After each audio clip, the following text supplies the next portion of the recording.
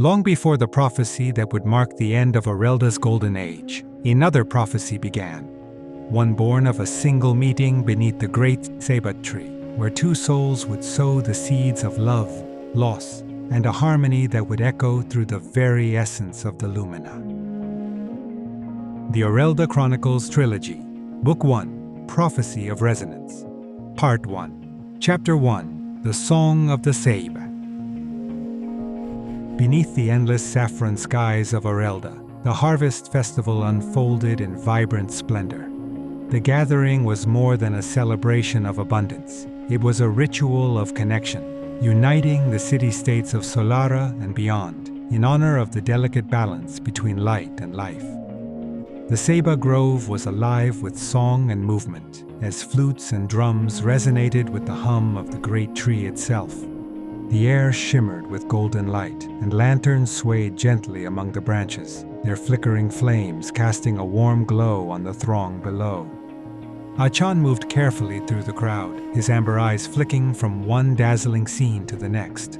Though his robes were simple, a deep blue adorned with subtle patterns of resonance, they did little to disguise the quiet intensity he carried. Barely a month had passed since his arrival in Solara, and yet the city's vibrancy seemed to resonate with his purpose in ways he had not expected. In his satchel rested a small orb, its surface etched with intricate designs that pulsed faintly with energy.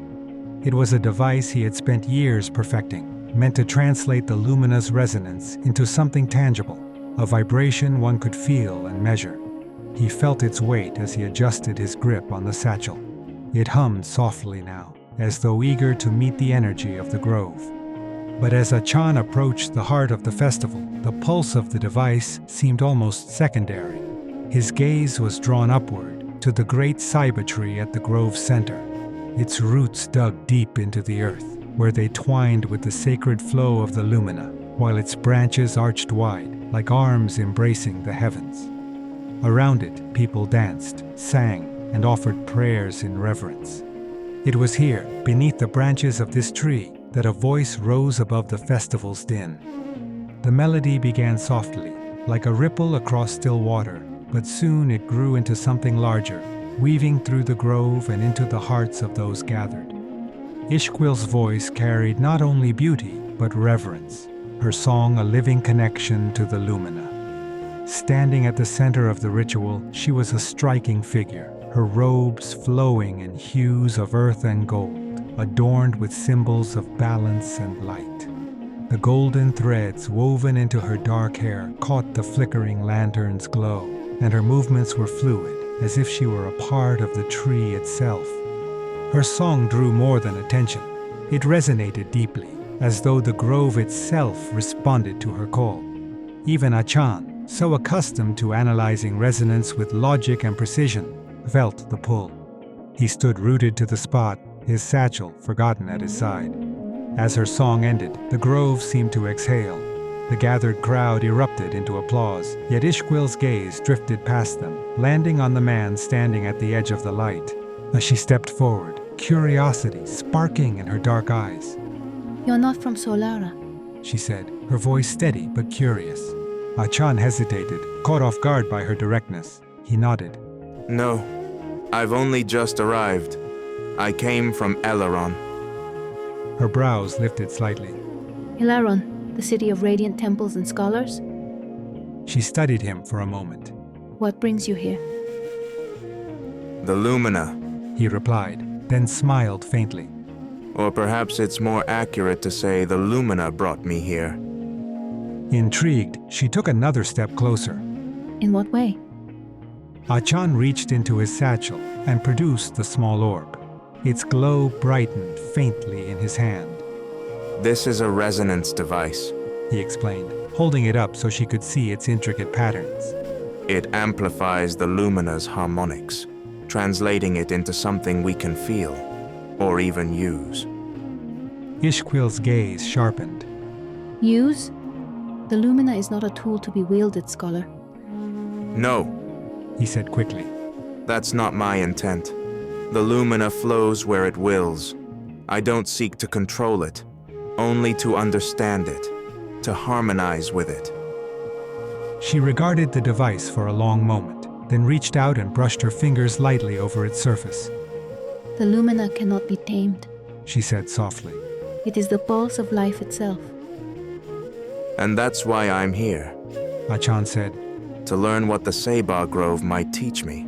And perhaps He hesitated, his gaze drifting back to the great tree. to understand what I cannot yet grasp. The festival swirled on around them, but their conversation deepened, carried on the rhythms of the drums and the glow of the lanterns. Ix'Quil spoke of her role as the grove's spiritual custodian, of her dreams where the Lumina revealed glimpses of its vast complexity. Achan listened intently, sharing his belief that resonance could bridge the divides between Aurelda's city-states. I've seen how understanding the Lumina's flow can heal. He said, his voice filled with quiet conviction.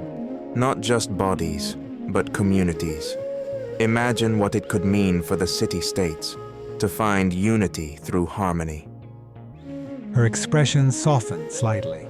Unity is a noble vision, scholar. But the Lumina cannot be forced to serve our desires.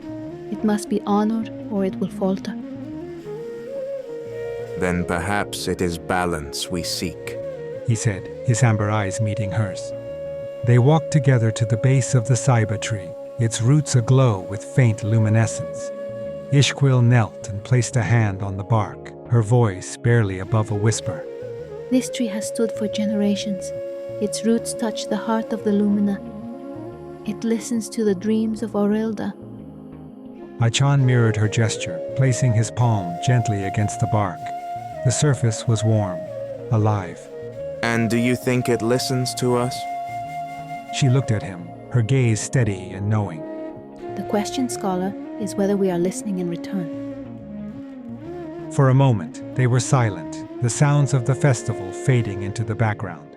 Achan felt something stir within him, a resonance that was both familiar and utterly new. It wasn't love, not yet, but it was something just as profound, a harmony he hadn't realized he was seeking. As the festival carried on into the night, Achan found himself drawn back to the edge of the crowd, his thoughts still lingering on Ix'Quil's words and the quiet power of her presence. The Ceiba Grove pulsed faintly around him, the hum of the Lumina weaving its way through the music, the laughter, and the flickering lights.